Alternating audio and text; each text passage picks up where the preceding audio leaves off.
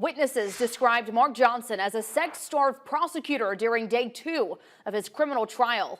Ken Curtis is in our newsroom. And Ken, one woman claims she set up Johnson with a prostitute.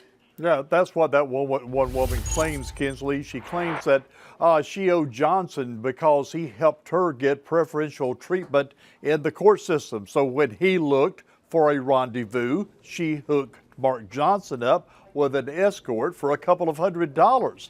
Prosecutors say that's just a tip of what Johnson did.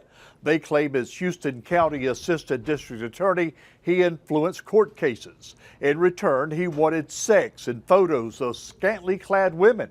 Per testimony, when one woman with a history of drug-related crimes sent Johnson photos of her with little covering her body, he told her he wanted to see more of her and less.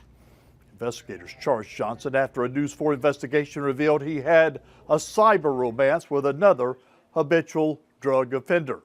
But as for the woman who received the $200, she admitted kissing and groping Johnson, but says they never had sexual relations and believes she was used to set up Mark Johnson. We also heard this afternoon from an FBI agent who testified his investigation began, as I mentioned a minute ago, after a News 4 investigative report, Kinsley.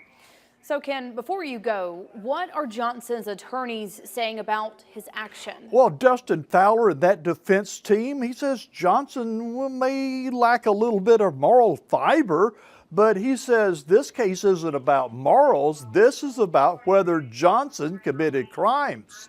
And his attorneys say, while what he did may not be good, he is no criminal. Ken Curtis, thank you for that update.